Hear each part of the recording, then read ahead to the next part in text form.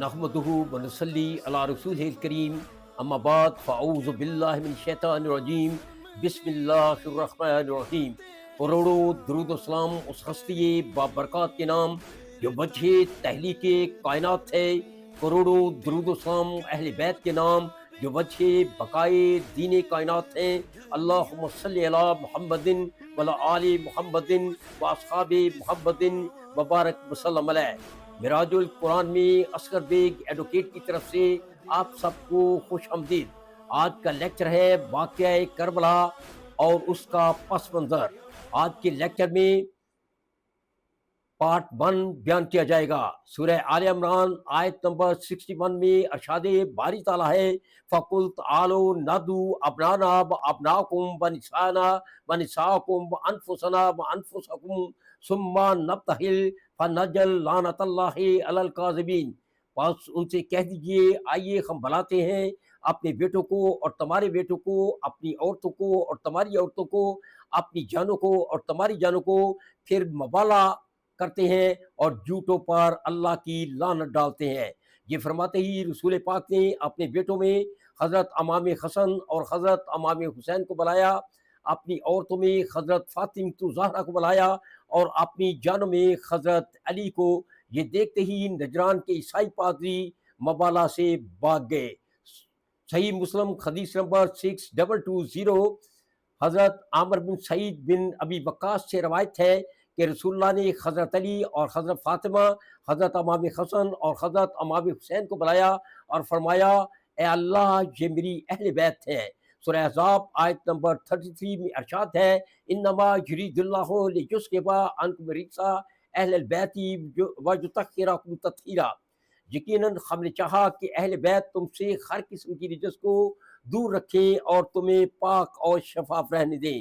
صحیح مسلم حدیث نمبر 6261، حضرت عائشہ فرماتی ہیں کہ نبی کریم صلی اللہ علیہ وآلہ وسلم صبح کے وقت اس حال میں آئے کہ آپ نے اپنے اوپر ایک ایسی چادر اوڑے ہوئے تھی جس پر اونٹوں کے کجاووں کے نقش بنے ہوئے تھے۔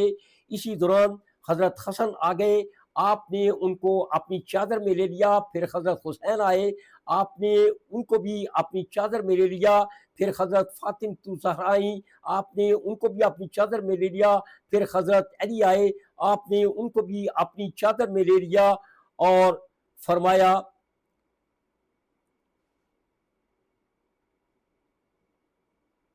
انما یرید اللہ لیذہب عنکم الرجس اہل البیت ویطہرکم تطہیرا۔ صحیح مسلم احادیث نمبر 6307، 6308، صحیح بخاری حدیث نمبر 3767، رسول اللہ نے فرمایا فاطمہ میرے جسم کا ایک ٹکڑا ہے، جس نے اسے ناراض کیا اس نے مجھے ناراض کیا۔ حضرت علی کے بارے میں فرمایا انا مدینۃ العلم وعلی بابھا، میں علم کا شہر ہوں اور علی اس کا دروازہ ہے۔ ھذا علی صراط مستقیم، یہ علی صراط مستقیم ہے۔ الذکر علی عبادہ، علی کا ذکر کرنا عبادت ہے۔ النظر الی الوجہ علی عبادہ، علی کا چہرہ دیکھنا عبادت ہے۔ صحیح مسلم حدیث نمبر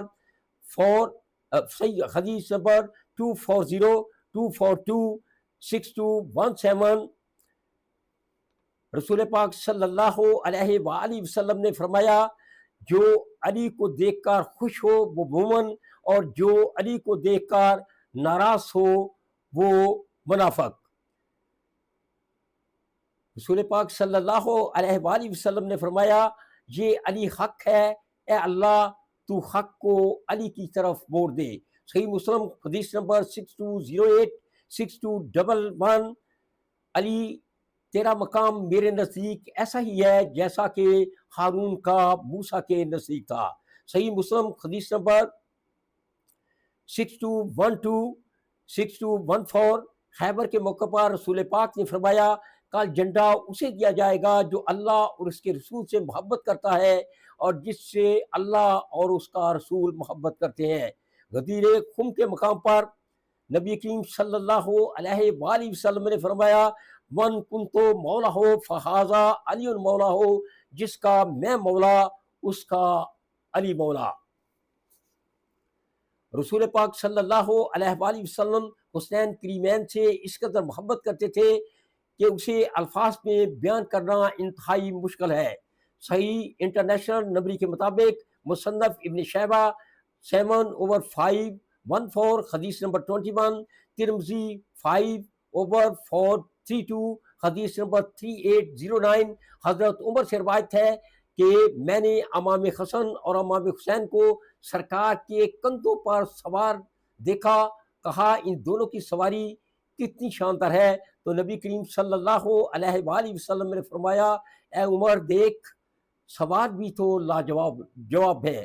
المستدرک الحاکم حدیث نمبر 4835، ابو ہریرہ سے روایت ہے کہ نبی کریم صلی اللہ علیہ وآلہ وسلم حضرت امام حسن اور حضرت امام حسین کو اپنے مبارک کندھوں پر سوار کر کے گھر سے باہر تشریف لے جاتے، کبھی حضرت حسن کا بوسہ لیتے اور کبھی حضرت امام حسین کا بوسہ لیتے۔ صحیح ابن حبان 9/60 حدیث نمبر 6936، ابو ہریرہ سے روایت ہے کہ پیارے آقا کی حسین کریمین سے محبت کا یہ عالم تھا کہ جب آپ اپنی زبان نکالتے تو دونوں شہزادے دیکھتے ہی آپ کی طرف دوڑتے چلے آتے۔ رسول پاک کی حسین کریمین سے محبت کا انداز دیکھیں، ترمذی 5/428 حدیث نمبر 3797، رسول پاک امام حسن اور امام حسین سے اتنا پیار کرتے، حضرت فاطمہ زہرا سے فرماتے دونوں شہزادوں کو میرے پاس لاؤ، ان کو سونگتے اور اپنے ساتھ چمٹا لیتے۔ موجم کبیر 3/116 حدیث نمبر 2847، نبی کریم ایک دفعہ حضرت فاطمہ زہرا کے گھر کے قریب سے گزر رہے تھے کہ امام حسین کے رونے کی آواز سنائی دی، تو خاتون جنت سے فرمایا علم تعلمی انا بقاءہ یوسینی، کیا تو نہیں جانتی کہ اس کے رونے سے مجھے بہت تکلیف ہوتی ہے، کیا تو نہیں جانتی کہ اس کے رونے سے مجھے بہت تکلیف ہوتی ہے۔ مسند احمد 5/426 حدیث نمبر 160333، ابو ہریرہ مروی ہے کہ ایک روز ہم سرکار نامدار مدینے کے تاجدار کے ساتھ نماز عشاء ادا کر رہے تھے، جب آپ سجدے میں گئے تو امام حسن امام حسین آپ کی پشت پر سوار ہو گئے، آپ نے سجدے سے سر اٹھایا تو ان کو نرمی سے پکڑ کر زمین پر بٹھایا، پھر جب آپ دوبارہ سجدے میں گئے تو امام حسین اور امام حسن دوبارہ ایسے ہی انہوں نے کیا اور آپ کی پشت مبارک پر سوار ہو گئے، حتیٰ کہ آپ نے نماز مکمل فرما لی اور دونوں کو اپنی رانوں پر بٹھا دیا۔ مسند احمد 5/426، ایک مرتبہ محبوب خدا نماز ادا کر رہے تھے کہ آپ سجدے کی حالت میں تھے کہ حسین کریمین کھیلتے کھیلتے آپ کی پشت مبارک پر بیٹھ گئے، آپ نے اس وقت تک سجدے سے سر نہ اٹھایا جب تک حسین کریمین بخوشی پشت مبارک سے نیچے نہ اتر گئے۔ مسند احمد 5/426 حدیث نمبر 16033، آپ صلی اللہ علیہ وآلہ وسلم نماز ظہر یا نماز عصر کی امامت کرا رہے تھے کہ شہزادہ حسین آ کر آپ کی پشت پر سوار ہو گئے، آپ نے سجدہ لمبا کر دیا، ہم نے سمجھا کہ شاید کچھ ہو گیا ہے، شاید اللہ کے محبوب نبی حضرت محمد صلی اللہ علیہ وآلہ وسلم اللہ کو پیارے ہو گئے ہیں۔ صحیح بخاری حدیث نمبر 3747، صحیح مسلم حدیث نمبر 6246 6247، جامع ترمذی حدیث نمبر 3808، اے اللہ میں ان دونوں سے محبت کرتا ہوں، تو بھی ان سے محبت فرما، اور جو ان سے محبت کرے تو بھی ان سے محبت فرما۔ ابن ماجہ حدیث نمبر 143، من احب قوما فقد احبانی ومن ابغضا قوما فقد ابغضانی، جس نے ان دونوں سے محبت کی اس نے مجھ سے محبت کی، اور جس نے ان دونوں سے عداوت کی اس نے مجھ سے عداوت کی۔ سنن ابن ماجہ حدیث نمبر 144، حسین مجھ سے ہیں اور میں حسین سے ہوں، اے اللہ تو اس سے محبت کر جو حسین سے محبت کرے۔ جامع ترمذی حدیث نمبر 3768 3793، حسن اور حسین جنتی نوجوانوں کے سردار ہیں۔